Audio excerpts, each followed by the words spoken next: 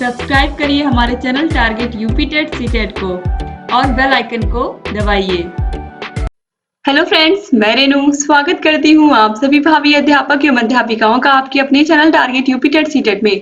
दोस्तों, आप में से बहुत सारे प्रशिक्षु लगातार बहुत सारे कमेंट कर रहे थे कि मैम कम समय में एग्जाम की तैयारी कैसे करें, इसके अलावा एग्जाम में कॉपी कैसे लिखनी है, अपना टाइम कैसे मैनेज करें, कौन से सब्जेक्ट पर अधिक ध्यान दें। बहुत सारे ऐसे क्वेश्चन थे आप लोगों के जिनको मैंने नोट कर लिया है और सभी क्वेश्चंस के आंसर आज मैं इस वीडियो में बताने वाली हूँ। तो कैसे नोट्स आप लोगों को अब पढ़ने चाहिए, इसके अलावा आपको अगर कहीं भी परीक्षा का भय है तो कैसे उसको आप दूर करें। और दोस्तों, इसके अलावा आपने बहुत सारे छोटे छोटे क्वेश्चन पूछे जैसे कि किस पेन का यूज करें एग्जाम में, और सबसे ज्यादा महत्वपूर्ण चीज आपने ये पूछी है कि मैम हम लोग कैसे किस तरीके से जो चीजें पढ़े वो याद रहे, वो चीजें भूले ना। और भी बहुत सारी चीजें हैं कि कम समय में सभी प्रश्नों का उत्तर कैसे दें, कैसे लिखें कि अच्छे नंबर आए, और जितने भी क्वेश्चन आप लोग के हैं आज सभी के एक एक करके मैं आंसर दूंगी। और ये वीडियो बहुत ही महत्वपूर्ण है, आप लोग प्लीज दोस्तों पूरा देखिएगा। अगर आपको एग्जाम में अच्छे मार्क्स लाने हैं अपने, तो आपको इस वीडियो को पूरा देखना है और सभी क्वेश्चंस के आंसर यहाँ से लेने हैं ताकि कोई भी डाउट ना रह जाए और आप अपने एग्जाम में बेस्ट स्कोर करके आए। क्योंकि इस वीडियो में मैं अच्छे से ये बताने वाली हूँ कि आखिर आप कैसे पढ़ें कि आपके एग्जाम में बहुत अच्छे नंबर आए, कौन सी सीरीज से पढ़ें। सबसे ज्यादा क्वेश्चन यही आता है कि कौन सी सीरीज से पढ़ें मैम कि हमारे मार्क्स अच्छे आए। तो चलिए हम एक एक क्वेश्चन का आंसर देते हैं। तो सबसे पहले यहाँ पर जो क्वेश्चन पूछा जा रहा है बच्चों से कि मैम क्या आप नोट्स हमें पढ़ना चाहिए। तो दोस्तों, जब आपके पास 10 दिन से भी कम समय रह गया है तो आप कैसे सभी विषयों का नोट्स पढ़ सकते हैं। स्वाभाविक सी बात है, अब आपके पास सभी विषयों का नोट्स पढ़ने का टाइम नहीं है। अब आप क्या कर सकते हैं, जैसे कि आप मान लीजिए कोई क्वेश्चन पढ़ रहे हैं, उसमें आपको डाउट है, या तो आप हमसे पूछ सकते हैं कमेंट के माध्यम से, या तो आप क्या कर सकते हैं, जो हमने वीडियोस बनाए हैं, जो आप लोग के नोट्स बनवाए हैं, उसमें जाकर के उस टॉपिक को आप पढ़ सकते हैं। तो अगर किसी टॉपिक में कंफ्यूजन है तब आप जाइए नोट्स को पढ़िए। बाय द वे, अब नोट्स पढ़ने का टाइम गया, अब नोट्स पढ़ने का टाइम बिल्कुल नहीं है। अब आपको कहाँ फोकस करना है, इसका आंसर आपको दूसरे क्वेश्चन में मिलेगा। कौन सी सीरीज सबसे बेस्ट है, कौन सी सीरीज सबसे बेस्ट है। तो दोस्तों, सबसे बेस्ट सीरीज की मैं बात करूं तो यहाँ पर केवल एक मैं नहीं कहूंगी, क्योंकि मैंने यहाँ पर आप लोगों को पता है पूरा पवन सीरीज कंप्लीट कराया है, पूरा राजन सीरीज कंप्लीट कराया है। सभी क्वेश्चंस को कोशिश की है कि त्रुटि रहित बना पाऊं, क्योंकि बहुत सारे क्वेश्चंस गलत भी होते हैं, लेकिन मैंने पूरी कोशिश की है कि आप लोगों को बिल्कुल सही इंफॉर्मेशन दी जाए। और आप जब सीरीज को पढ़ेंगे हमारे चैनल से, चाहे पवन सीरीज आप पढ़िए चाहे राजन सीरीज पढ़िए, आप खुद देखेंगे कि हर एक क्वेश्चन को एक्सप्लेन करके समझा करके पढ़ाया है मैंने।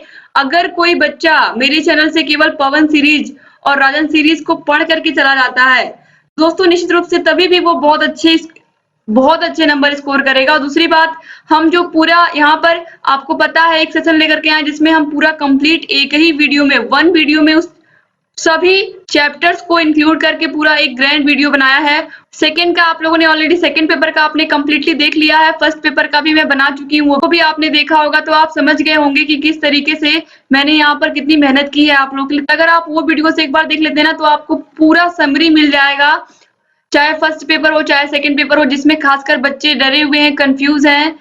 तो आप लोग अगर केवल उस पूरे सेशन को पढ़ लेते हो तो भी आप लोगों का फर्स्ट पेपर और सेकंड पेपर का जो डर है वो दूर हो जाएगा। और पवन सीरीज और राजन सीरीज अगर अच्छे से आप पढ़ लेते हो, क्योंकि इसमें ढेर सारे क्वेश्चन है, चाहे बहुविकल्पी हो चाहे अतिलघुत्तीय क्वेश्चन हो, अच्छे से पढ़ के अगर आप जाते हो दोस्तों तो निश्चित रूप से आप अच्छा स्कोर करोगे। आप श्योर होके जाओ, अगर ये दोनों सीरीज भी आपने अच्छे से पढ़ी है तो आपको डरने की जरूरत नहीं है बिल्कुल। और सबसे महत्वपूर्ण चीज वो है दोस्तों कि आपकी प्रैक्टिस कितनी है। प्रैक्टिस का मतलब कि आपने जो हमने previous year question paper solve करवाए हैं आपने वो किए हैं कि नहीं। अगर आपने प्रीवियस ईयर क्वेश्चन पेपर्स को नहीं सॉल्व किया है तो आपके अंदर कॉन्फिडेंस कभी नहीं आएगा। तो प्लीज आप लोग प्रीवियस ईयर क्वेश्चन पेपर को सॉल्व करिए। 5 साल के 5 ईयर के प्रीवियस ईयर क्वेश्चन पेपर मैंने सॉल्व करवाए हैं सभी विषयों के।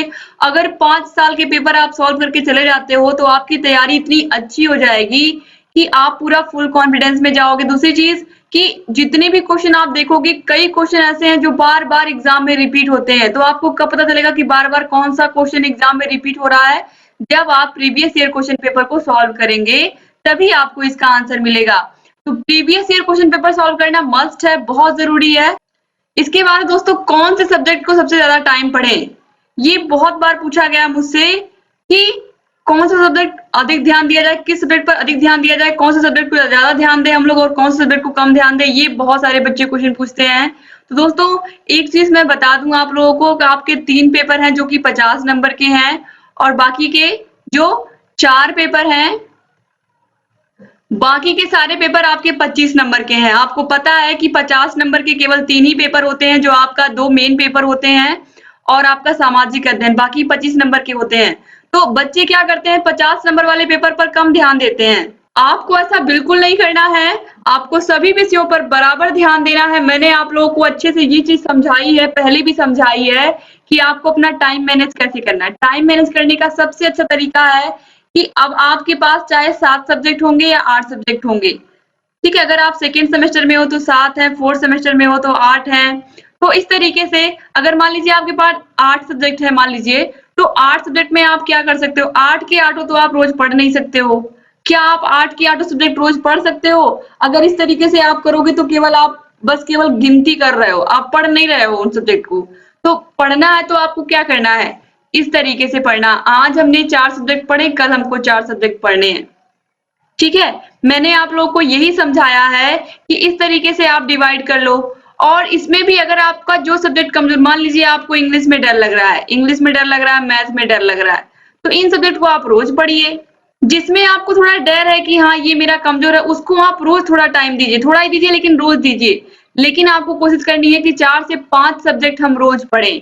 अगर इतना आप मैनेज कर लेते हो, अगर आप 10 घंटा रोज पढ़ते हो, कम से कम 10 घंटा भी पढ़ रहे हो तो भी आसानी से मैनेज हो जाएगा। अगर आप 10 घंटे से कम पढ़ रहे हो तो फिर दिक्कत होगी। 10 घंटे भी अगर आप पढ़ रहे हो, अपने एग्जाम के लिए आप सीरियस हो, तो निश्चित रूप से आपकी तैयारी बहुत अच्छी होगी। और सीरियस आप हो जाइए क्योंकि आपको पता है कि सेकेंड सेमेस्टर में जितना नंबर आप पाएंगे, खासकर सेकेंड सेमेस्टर के प्रतिशतों की बात कर रही हूँ, जितना नंबर आप पाओगे वही नंबर आपका सेम आपके फर्स्ट सेमेस्टर के मार्कशीट पर चढ़ेगा।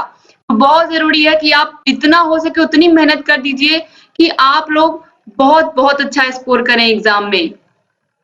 तो इस तरीके से आपका टाइम मैनेजमेंट कैसे होना चाहिए कि 4 से 5 सब्जेक्ट एक दिन पढ़े, फिर 4 सब्जेक्ट एक दिन पढ़े।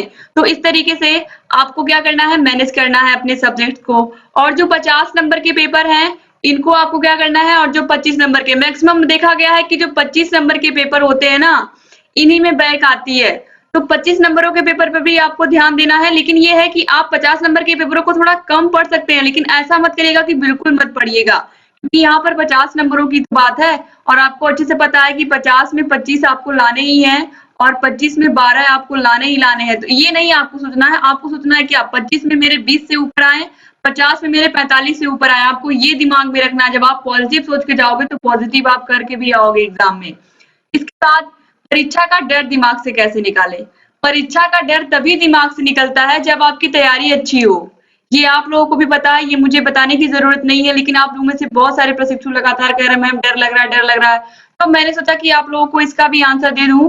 आप जब अपनी तैयारी अच्छी करके रखेंगे, अगर आपने सीरीज भी कंप्लीट पढ़ ली है और आपने नोट्स भी अच्छे से पढ़े हैं, तब आपके अंदर डर बिल्कुल नहीं होना चाहिए। और जिन्होंने बहुत अच्छे से नोट्स नहीं पढ़ा लेकिन उन्होंने सीरीज अच्छे से पढ़ी है, प्रीवियस ईयर क्वेश्चन पेपर्स भी सारे सॉल्व किए हैं, तो उनको भी डर नहीं होना चाहिए। अगर इतना भी आपने कर लिया है तो आपने बहुत मेहनत कर ली है। इसके बाद एग्जाम में कॉपी कैसे लिखें, इस पर मैंने बहुत बहुत अच्छे से वीडियो बनाया है और आप में से बहुत सारे प्रशिक्षुओं ने उसे बहुत बहुत लाइक भी किया है, बहुत सारे अच्छे से प्यारे प्यारे कमेंट्स भी किए हैं। तो अगर आपने ये वीडियो नहीं देखा है तो एग्जाम में जाने से पहले आप उस वीडियो को जरूर देखिएगा। 1 लाख से अधिक प्रशिक्षुओं ने इस वीडियो को अब तक देखा है और सभी प्रशिक्षुओं ने बहुत अच्छे से कमेंट्स भी किए हैं। और आप लोग भी अगर वो वीडियो एग्जाम में देख करके जाओगे तो निश्चित रूप से आपके नंबर बढ़ेंगे ही बढ़ेंगे, क्योंकि मैंने इस तरीके से वो बनाया है कि आप लोग देखोगे तो आप लोग को भी लगेगा कि हाँ सच में बहुत ही अच्छे से हम लिख सकते हैं कॉपी एग्जाम में। और जैसी कॉपी आप लिखोगे वैसे ही नंबर आपको मिलेंगे। तो कॉपी लिखने में राइटिंग भी अच्छी रहे, साथ ही साथ देखने में भी सुंदर लगे, ये बहुत जरूरी है। तो कॉपी कैसे लिखें, इस वीडियो का लिंक आपको डिस्क्रिप्शन बॉक्स और कमेंट बॉक्स में मैं दे देती हूँ। और दोस्तों आप हमारे टेलीग्राम से जुड़ जाइए, क्योंकि टेलीग्राम पर आपको सभी विषयों की पीडीएफ बिल्कुल फ्री हम देते हैं और टेलीग्राम पर आपको सभी विषयों की पीडीएफ भी लगातार अवेलेबल कराते रहते हैं। साथ ही आपको टेलीग्राम पर सभी विषयों की वीडियोस भी मिलती रहती है। तो टेलीग्राम प्लीज ज्वाइन कर लीजिए, वहां पर भी आपको ये वीडियो मिल जाएगा एग्जाम में कॉपी कैसे लिखें। इसको तो बिल्कुल मत भूलिएगा आप लोग देख करके जाना। कौन कौन से पेन का यूज करें, बहुत सारे बच्चों ने पूछा है कि मैम कौन से पेन का यूज करें। इसमें इस वीडियो में भी पूछा है एग्जाम में कॉपी कैसे लिखी। जब ये वीडियो मैंने बनाया है उसमें भी बहुत सारे प्रशिक्षुओं ने कमेंट किया है, जबकि मैंने आप लोगों को जब कॉपी लिखी है तो उसमें दिखाया है कि मैंने ब्लू जेल पेन का यूज किया है। ब्लू जेल पेन का यूज किया है, एक स्केच पेन का लाइन खींचने के लिए और एक ब्लैक जेल पेन का। तो अगर आपकी राइटिंग जेल पेन से अच्छी है तो आप जेल पेन से लिखिए, अगर जेल पेन से नहीं अच्छी है तो आप सिंपल ब्लू पेन से लिख सकते हैं, जैसे कि जिस सिंपल ब्लू पेन से ही यहाँ पर मैंने ये सारी चीजें लिखी हैं, तो इससे भी आप लिख सकते हो। क्योंकि जेल पेन मुझे अच्छा लगता है, जेल पेन से ही मैंने जितने भी एग्जाम दिए हैं जेल पेन से ही दिए हैं, चाहे वो बीटीसी का एग्जाम रहा हो, चाहे वो सुपर टेट का एग्जाम रहा हो, मैंने सभी में जेल पेन का ही यूज किया है। तो जेल पेन से मेरी राइटिंग अच्छी बनती है, मुझे अच्छा लगता है, तो मैं जेल पेन से एग्जाम में लिखती हूँ। अगर आपको भी अच्छा लगता है तो आप भी लिख सकते हो। और जेल पेन से मेरी राइटिंग बहुत अच्छी लगती है मुझे, तो मैं अक्सर एग्जाम में जेल पेन से अब तक मैंने लिखा है जितना भी एग्जाम दिया है। तो अगर आप भी चाहते हो जेल पेन से लिखना तो आप लिख सकते हो, लेकिन कोई जरूरी नहीं है, अगर आपकी राइटिंग अच्छी बने तभी आप जेल पेन से लिखो। तो आपके दिमाग में क्या होना चाहिए, ये दो आपके पास ब्लैक पेन यानी कि एक स्केच पेन होना चाहिए और एक ब्लैक पेन। अब वो चाहे आप जेल पेन लीजिए या फिर डॉट पेन लीजिए, और इसके अलावा आपके पास ब्लू जेल पेन होना चाहिए या फिर ब्लू डॉट पेन होना चाहिए। कम से कम 2 पेन रखिएगा अपने पास, एक पेंसिल भी रख लीजिएगा, क्योंकि जो आपके साइंस का पेपर होता है, साइंस के पेपर में फिगर बनाने के होता है, तो आपके पास एक पेंसिल होना चाहिए, आपके पास इरेजर होना चाहिए, स्केल होना चाहिए, लंबा स्केल होना चाहिए, क्योंकि आपको कॉपी में इस तरीके से लाइन खींचनी पड़ती है, तो लाइन खींचने के लिए आपको स्केल चाहिए होता है, तो लंबा स्केल आप लेकर के जाइएगा। ठीक है, तो ये चीजें थी, इतनी चीजें आप याद रखिएगा क्या क्या चीजें आपको लेकर के जाना है। 2 पेन आपको चाहिए नीले, 2 ब्लैक चाहिए और एक स्केच चाहिए और एक पेंसिल और इरेजर, इतनी चीजें आपके पास होनी चाहिए। अब इसके बाद दोस्तों, किस सब्जेक्ट की तैयारी में बिल्कुल कमी ना रखें। अगर यहाँ पर मैं बात करूं सेकेंड सेमेस्टर और 4th सेमेस्टर के प्रशिक्षुओं की, तो आप लोगों को 2 विषय में बिल्कुल कमी नहीं रखनी है, इंग्लिश और मैथ, क्योंकि मैक्सिमम टाइम पे देखा गया है बच्चों का इन्हीं 2 सब्जेक्ट में बैक आता है, जिनकी वजह से आज बैक प्रशिक्षु कितने परेशान हैं ये मुझे बताने की जरूरत नहीं है। तो आप लोगों को ऐसी गलती नहीं करनी, अभी भी आपके पास समय, अगर आप अभी रोज नहीं पढ़ते हो तो रोज पढ़ना अभी भी शुरू कर दीजिए, अभी बहुत लेट नहीं हुआ है। अगर अभी से आप शुरू कर दोगे तो भी आप एग्जाम में बहुत अच्छा स्कोर करोगे इन दोनों सब्जेक्ट में। और दूसरी बात, इन दोनों सब्जेक्ट का लगातार हम क्लास लेकर के आ रहे हैं, आप लोगों को भी पता है। फिर 9वां पॉइंट है, पढ़ा हुआ कैसे याद रखें। ये बहुत सारे प्रशिक्षु कहते हैं मैम भूल जाता है। दोस्तों, भूलेगा तब जब आपने एक सब्जेक्ट को 2 दिन पढ़ा, उसके बाद 4 दिन आप उसको पढ़ना ही भूल गए। तो जब ये आप करोगे तो आपको याद नहीं रहेगा। इसीलिए मैंने कहा है कि अल्टरनेट पढ़िए। अल्टरनेट का मतलब 4 सब्जेक्ट आज पढ़ा मैंने, 4 कल पढ़ लूंगी, इस तरीके से आपको सोचना है। जब आप ऐसे सोचोगे तो आप केवल 1 दिन का गैप होगा तो वो चीजें जल्दी नहीं भूलेंगी आपको, लेकिन अगर आपने 4-4 दिन के गैप पर उस सब्जेक्ट को उठाया तो फिर वो निश्चित रूप से भूलना है। तो इसलिए आपको क्या करना है, आपको अल्टरनेट पढ़ना है। और अगर आप जितनी, चाहे वो सीरीज हो, चाहे इंपॉर्टेंट क्वेश्चंस हो चैप्टर वाइज, चाहे प्रीवियस ईयर क्वेश्चन पेपर हो, अगर आपने मुझसे पढ़ा है, मेरे वीडियो से पढ़ा है, तो आप वो चीजें भूलेंगी नहीं। आप खुद देखोगे एग्जाम में जब जाओगे आपको याद रहेंगी। क्यों याद रहेंगी? क्योंकि मैंने जो भी आप लोगों को पढ़ाया है वो समझा करके पढ़ाया है, केवल और केवल उसको रटाया नहीं है। आप खुद देखोगे, जब वीडियोस को देखोगे, मैंने जो भी चीजें आपको बताई है सभी चीजों को एक्सप्लेन किया है ताकि आपको अच्छे से समझ में आए। फिर है, कम समय में सभी प्रश्नों का उत्तर कैसे दें। इसका सबसे सिंपल सा आंसर है कि जैसे ही आपको क्वेश्चन पेपर मिलेगा, क्वेश्चन पेपर जैसे ही मिला 5 मिनट तक आपने उसको जल्दी आपने देखा। समय नहीं है दोस्तों, आपको पता है कि 2 घंटे में आपको 50 नंबर का पेपर खत्म करना है, 1 घंटे में आपको 25 नंबर का पेपर खत्म करना है। समय बहुत जल्दी बीतता है। सरसरी निगाह से आप सभी क्वेश्चंस को देखोगे और जिस क्वेश्चन का आंसर आपको पता है, आपको टाइम वेस्ट नहीं करना है, बिल्कुल वेस्ट नहीं करना है। जिस क्वेश्चन का आंसर पता है उसके आगे आपको, चाहे आप पेंसिल से छोटा-छोटा टिक लगा लीजिए, चाहे आप पेन से टिक लगा लीजिए। जैसे-जैसे आप पढ़ते जा रहे हो, जिस क्वेश्चन का आंसर बिल्कुल आपको करेक्ट पता है, उस पर टिक लगाते हुए चले जाइए, आगे बढ़ते जाइए। और जब आपने पूरा क्वेश्चन पेपर पढ़ लिया, अब आप देख सकते हैं कि कौन से क्वेश्चन आपको आ रहे हैं, उनका आंसर आपको सबसे पहले देना है। और मैक्सिमम बच्चे क्या करते हैं, बहुविकल्पी क्वेश्चन आपको अच्छे से पता है कि 50 नंबर के पेपर में 15 नंबर बहुविकल्पी आता है। अब होता क्या है, ये ऐसा एक सब एक्सपीरियंस बता रहा है मेरा, ऐसा नहीं कुछ मैं अपने मन से जोड़ रही हूँ इसमें, क्योंकि मैंने भी देखा है कि कैसे गलतियां होती हैं। 15 नंबर के पेपर में 15 के 15 बहुविकल्पी बहुत बहुत कम ही लोगों को आता है। ऐसा नहीं है कि अब हो भी सकता है कि आपको सारे के सारे आ रहे हों, लेकिन ऐसा रेयर केस में देखा गया है कि आपको सभी के आंसर बिल्कुल करेक्ट पता है। 2 से 3 क्वेश्चन ऐसे ज़रूर होते हैं जिसमें आप कन्फ्यूज़ होते हो, ए को लगाएँ कि बी को लगाएँ, सी को लगाएँ कि डी को लगाएँ। अब आपको आपको लग रहा है कि ए सही है, ठीक है? आपने ए का आंसर शुरू-शुरू में लिख दिया, लेकिन आप डाउट में हो सकता है बी भी सही हो। अब आप लास्ट टाइम में क्या करोगे, जल्दी-जल्दी उस ए को काट के बी को आंसर लिख दोगे। तो आपकी कॉपी में जब कटिंग रहेगी, इस तरीके से आप कट करके लिखे रहोगे, जब आपकी कॉपी में कटिंग रहेगी, जब आपकी कॉपी साफ-सुथरी नहीं दिखेगी, तो नंबर आपको अच्छे मिलेंगे। इसलिए आपको जिस क्वेश्चन का, खासकर बहुविकल्पी में जिसका आंसर अच्छे से पता है, सबसे पहले उसको भरिएगा आप, क्योंकि first impression is the last impression आपको पता है। तो आपको क्या करना है, सबसे पहले अच्छे-अच्छे क्वेश्चंस को, जिसका आंसर आपको पता है उसके आंसर्स को लिख देना है।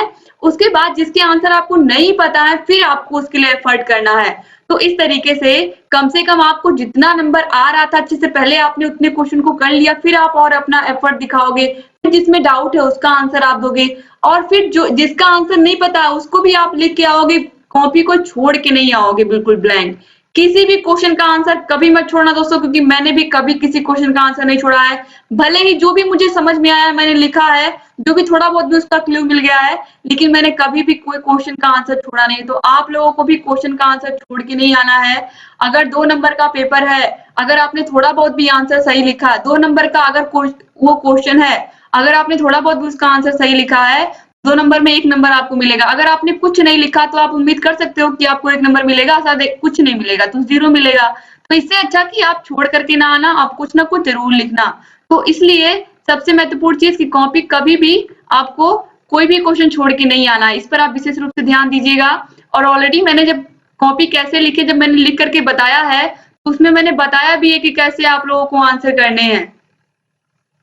कैसे लिखें कि अच्छे नंबर मिले, शायद इसका भी आंसर आपको मिल ही गया होगा कि आपको कॉपी में बिल्कुल कट नहीं करना है, कॉपी बिल्कुल साफ-सुथरी होनी चाहिए, नीचे लाइनिंग, हर हेडिंग के नीचे अच्छे से लाइनिंग होनी चाहिए इस केस की, कॉपी देखने में सुंदर लगनी चाहिए। बहुत अच्छे से मैंने एक्सप्लेन किया दोस्तों, प्लीज़ आप लोग उस वीडियो को देखना मत भूलिएगा, कॉपी कैसे लिखें। तो उम्मीद करती हूँ कि जितने भी क्वेश्चन आप लोग के मन में थे, सभी का आंसर आप लोगों को मिल गया होगा।